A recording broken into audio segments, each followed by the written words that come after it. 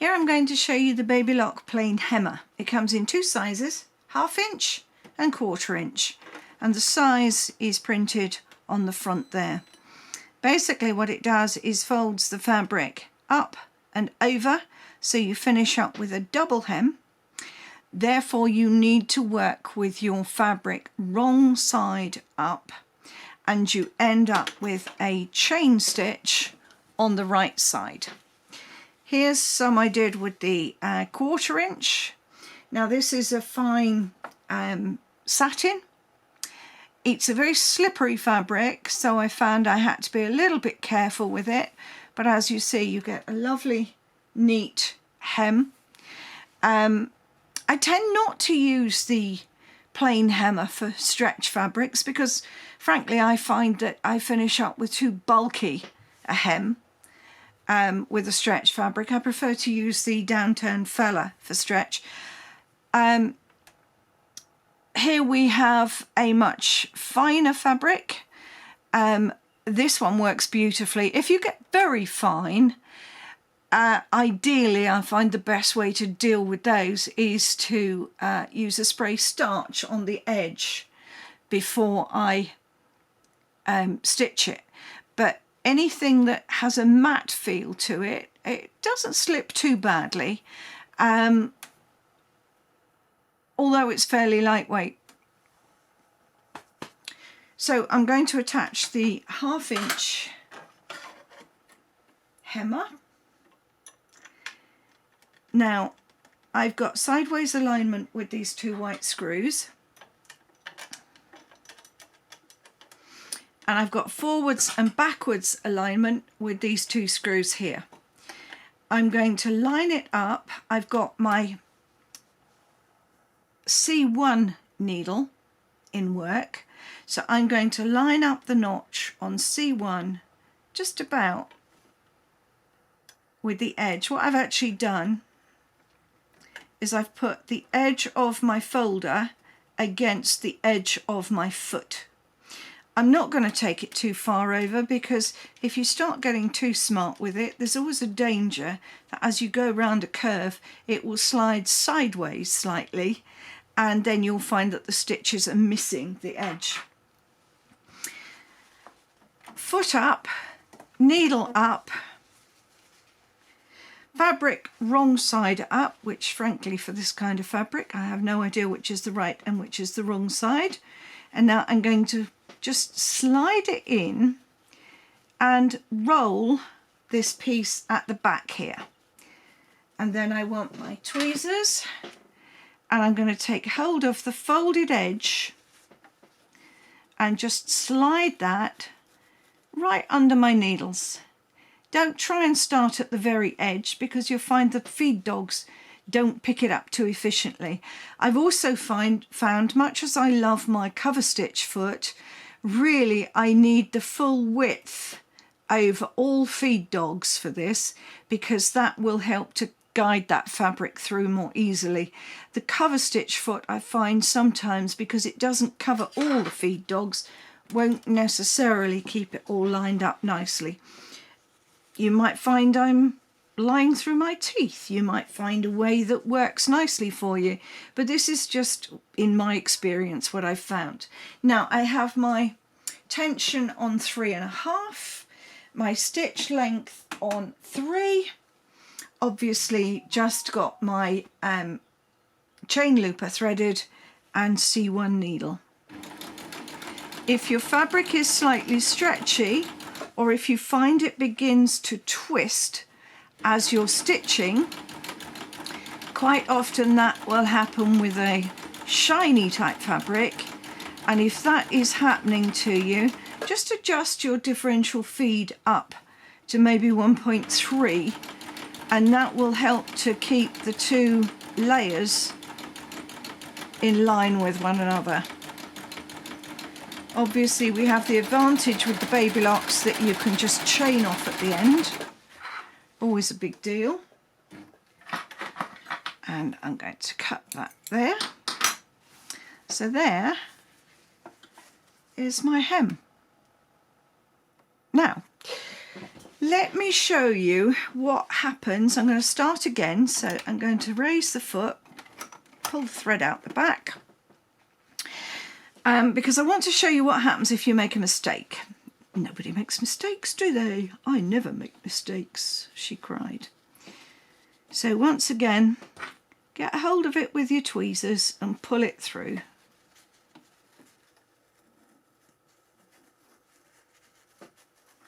Now, let us assume, put the foot down, removing tweezers first. Let us assume that I am stitching along and suddenly I think, oh no, that fabric's uncurled. Well, number one, if it does uncurl, you can always stop with the needle down, raise the foot and just poke it under and see if you can retrieve it that way. If you can't, then this is what I do. I raise the foot, the needle, sorry, raise the foot and just slide it sideways. Now, if I turn the flywheel, sorry, the balance wheel, flywheels are on steam engines. If I turn that backwards, it releases this loop of thread from the looper, and I can then get hold of that end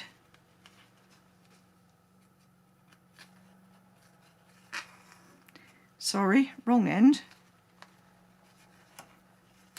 and pull like so, and the whole thing has come undone. So you can start again and this time concentrate a bit more.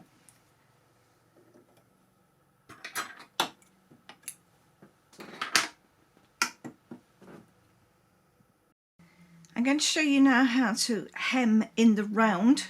So I have here mocked up a skirt or a very wide sleeve, and I always start near the seam. So once again, fold it over a couple of times at the top and allow it to go through the foot like so. Slide it back and forth a couple of times to get it properly aligned, and then thank heavens for knee lifts. Just knock the knee lift to pop it down into place, and then we're going to continue as we did before. Now if you get to this crossways seam and you find that the machine is struggling a little bit, just give it a bit of a tug from behind, and that will help it over without any stuttering on the part of the machine. Once again, I'm folding with my right hand very slightly and just poking it into place using my left finger. Don't push too hard.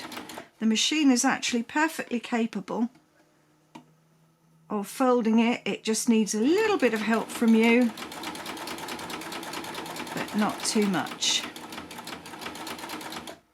Now I can see it's just slipping a little there, so I leave the needle down, raise the foot, and I'm just going to take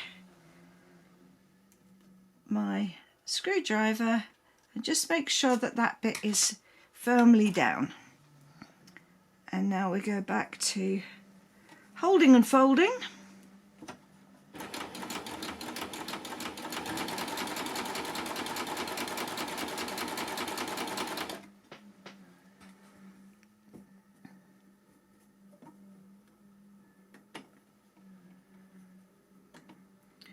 Over the next seam.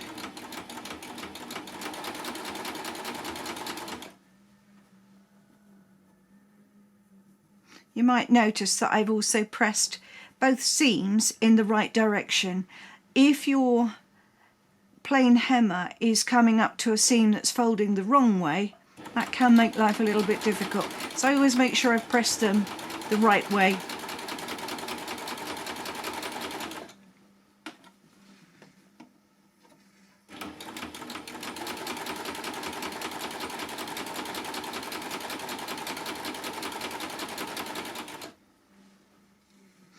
Now, as you see, we're coming up to the beginning, so go as far as you can,